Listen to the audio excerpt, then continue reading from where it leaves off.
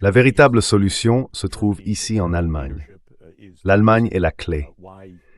Le terrible leadership de l'Allemagne est la raison pour laquelle cette guerre a éclaté et pourquoi elle se poursuit. Il est très poignant de lire les mémoires d'Angela Merkel, où elle décrit le moment où l'Allemagne a cédé aux exigences des États-Unis concernant l'élargissement de l'OTAN lors du sommet de Bucarest en 2008. Le premier jour de ce sommet, alors que George Bush poussait imprudemment l'OTAN à s'engager à s'étendre à l'Ukraine et à la Géorgie, la France et l'Allemagne, et je sais que d'autres, comme la Norvège, partageaient cet avis, pensaient que c'était une très mauvaise idée. Ils ont tenté de résister, expliquant à Bush que cela pourrait provoquer une guerre, qu'il en résulterait une crise en Europe, et ainsi de suite. Mais les États-Unis ont persisté.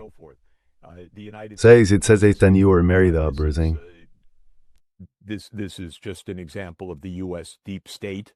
In this case, Bush being a very... Dans ce cas, Bush était un président très faible, avec Cheney comme une figure très sombre derrière lui. Mais en réalité, l'État profond poursuivait toujours une politique qu'il avait définie plus d'une décennie plus tôt, celle de l'élargissement de l'OTAN, en poussant les Européens à l'accepter. Merkel a résisté le premier jour du sommet, mais a cédé le second. À mon avis, ce fut le tournant pour l'Europe. Elle a dit qu'elle avait sauvé quelque chose, car il n'y avait pas de plan concret d'adhésion, seulement un engagement en faveur de l'adhésion de l'Ukraine et de la Géorgie à l'OTAN. Cela ne changeait pas grand-chose du point de vue russe, et cela n'a pas eu beaucoup d'effet sur la politique qui s'est déroulée par la suite.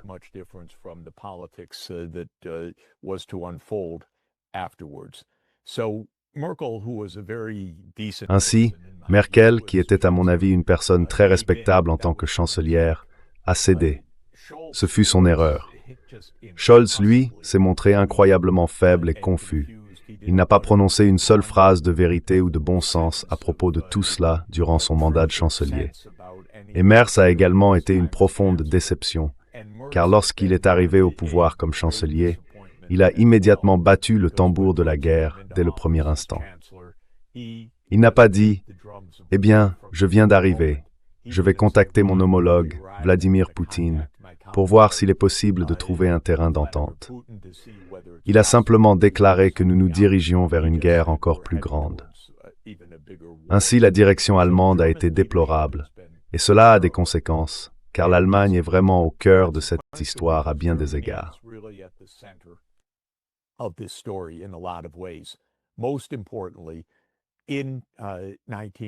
Surtout, en 1990, après la chute du mur de Berlin, alors que l'Allemagne était encore divisée entre la République démocratique allemande, la RDA à l'est et la République fédérale à l'ouest, Helmut Kohl était chancelier et souhaitait aller vers une réunification rapide. Cela nécessitait l'approbation de l'Union soviétique. Pour obtenir cette approbation, Kohl expliqua à Gorbatchev le 10 février 1990 que l'unification allemande ne menacerait pas la sécurité nationale russe, notamment parce que l'OTAN ne s'étendrait pas vers l'Est. Cet engagement fut pris par Kohl et il fut répété à de nombreuses reprises par Hans-Dietrich Genscher, le ministre allemand des Affaires étrangères, publiquement, en privé, de multiples façons. C'est la base de la réunification allemande. Merz devrait le comprendre. L'Allemagne a triché de manière considérable. Bien sûr, elle a triché aux côtés des États-Unis.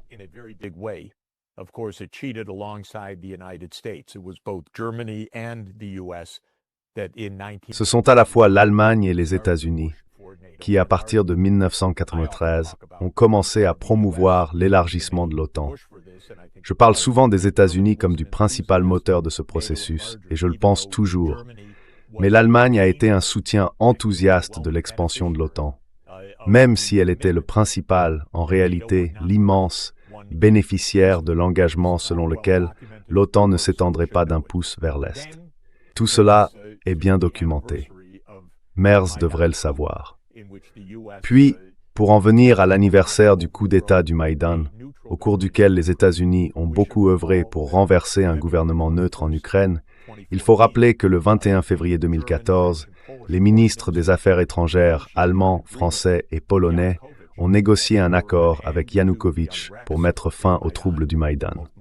Troubles largement attisés par les États-Unis eux-mêmes, en échange d'élections plus tard en 2014.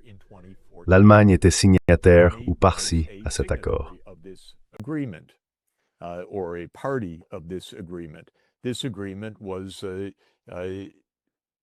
Cet accord avait également été conclu avec le président Poutine et le président Obama. Le lendemain, les chefs du coup d'État ont pris d'assaut les bâtiments gouvernementaux à Kiev et ont renversé Yanukovych. À ce moment-là, les gouvernements occidentaux auraient dû dire « Nous n'acceptons pas ce coup d'État.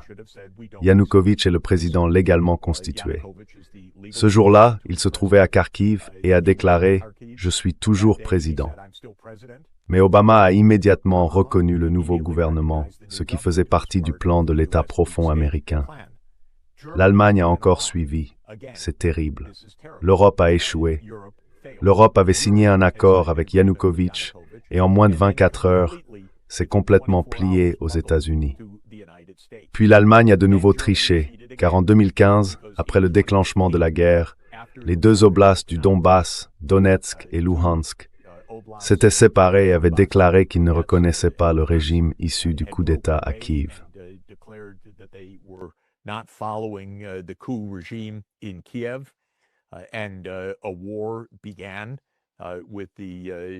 Et une guerre a commencé avec le régime de Kiev, dont le gouvernement a attaqué les régions séparatistes. Le président Poutine a contribué à orchestrer ce qui est devenu d'abord les accords de Minsk I, puis, plus important encore, l'accord de Minsk II en 2015. L'accord de Minsk II stipulait que les combats cesseraient sur la base d'une autonomie politique pour les deux régions russes, ethniques et russophones, de Luhansk et de Donetsk. Les garants de cet accord devaient être l'Allemagne et la France. Nous savons désormais, d'après leurs propres témoignages, qu'ils n'ont pas fait respecter l'accord. Ils n'ont pas exercé de pression sur l'Ukraine pour qu'elle le mette en œuvre, comme c'était leur responsabilité. Comme Merkel l'a déclaré plus tard, dans une affirmation d'une franchise assez choquante, ils considéraient l'accord de Minsk II comme une période d'attente, un temps permettant à l'Ukraine de renforcer ses capacités en vue de la guerre.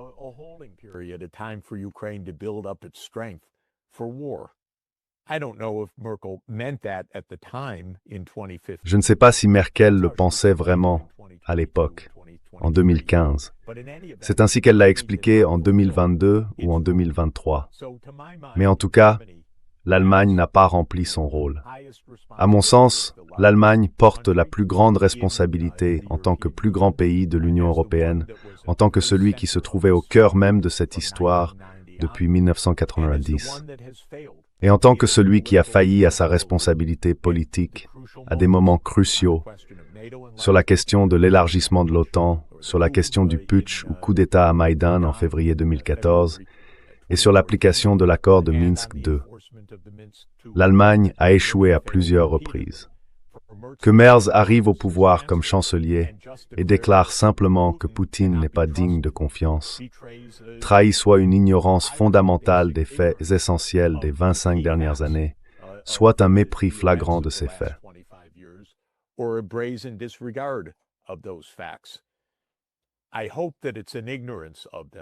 J'espère que c'est de l'ignorance de leur part. La manière de combattre l'ignorance, c'est par le dialogue. Merz aurait dû immédiatement décrocher le téléphone et appeler son homologue en disant « Je viens d'être élu chancelier de l'Allemagne. Nous avons une grande responsabilité, tenter de trouver la paix, et je pense que nos ministres des Affaires étrangères devraient se rencontrer sans tarder pour discuter de ce qui pourrait être fait. Peut-être que nous ne parviendrons pas à un accord. Peut-être que si, mais nous devons essayer. Rien de tout cela ne s'est produit à ce moment-là. Je pense que c'est ce qui devrait se passer immédiatement. Je suppose qu'après avoir entendu notre entretien à l'instant, M. Merz appellera le président Poutine et tentera de trouver la paix.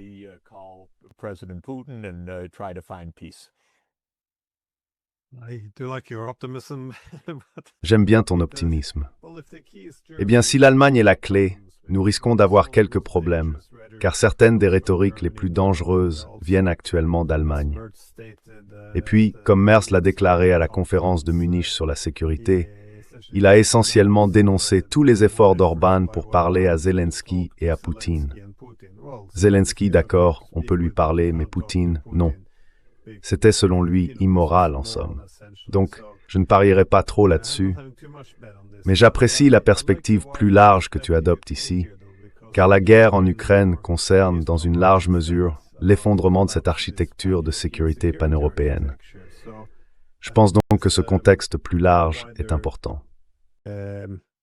Context is important.